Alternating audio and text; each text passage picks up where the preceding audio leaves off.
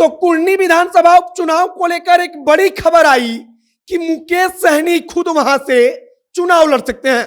अब आप इस बात को समझिएगा कि मुकेश सहनी अगर कुर्नी से चुनाव लड़ते हैं तब सबसे ज्यादा नुकसान किसका होगा, सबसे ज्यादा असर किस पर पड़ेगा। अगर मुकेश सहनी वाकई में कुर्नी से लड़ते हैं और कम से कम मल्लाह जाति के वोटरों को अपनी तरफ शिफ्ट कर लेते हैं, तब वहां पर अनिल सहनी जो राजद के इसके पहले सिटिंग एमएलए थे, जिनकी सदस्यता वहां से खत्म हुई है, उनका असर कम होगा। और उनका असर कम होगा मतलब कि राजद को नुकसान होगा।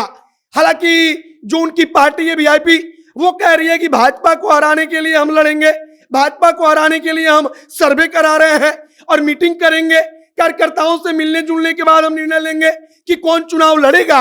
लेकिन चुनाव लड़ने का ऐलान हो चुका है। बाकी नमस्कार, मेरा नाम है मोहित कुमार सिंह और आप जनता जंक्शन देख रहे हैं। यह वीडियो रोडवेज ऐप के द्वारा प्रायोजित है। रोडवेज बिहार का एक ऐसा स्टार्टअप है जो आपको वन वे टैक्सी राइड और कार पुलिंग की सुविधा उपलब्ध कराता है। वन वे टैक्सी राइड का मतलब कि अगर आप रोडवेज की टैक्सी से कहीं भी जाएंगे तब आपसे सिर्फ एक तरफ का किराया लिया जाएगा, जो कि बेहद सस्ता होगा।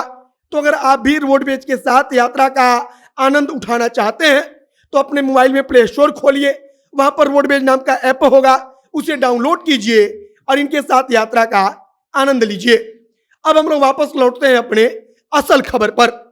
कुर्नी विधानसभा का सबसे पहले गणित समझिए तो मुजफ्फरपुर में कुर्नी विधानसभा क्षेत्र आता है। अब कुर्नी में वीआईपी पार्टी का लड़ना महत्वपूर्ण क्यों है? क्योंकि बोचाहा बगल का सीट है, बोचाहा में वीआईपी पार्टी लड़ती है। एक प्रकार से उसका दावा होता है कि मल्लाहों को हमने अपनी तरफ काट लिया। हालांकि वहां पर जो वीआईपी पार्टी की उम्मीदवार थी रमई राम की बेटी, रमई राम का वहां पर पूरा प्रभाव था, इसके कारण भी वोट मिला।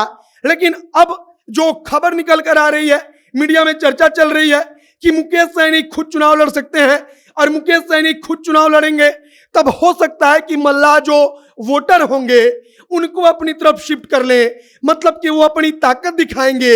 हालांकि उनका दावा है कि वो भाजपा के उम्मीदवार को हराने के लिए चुनाव लड़ेंगे, लेकिन हो सकता है कि सारी की सारी बाजी वहां पर पलट जाए।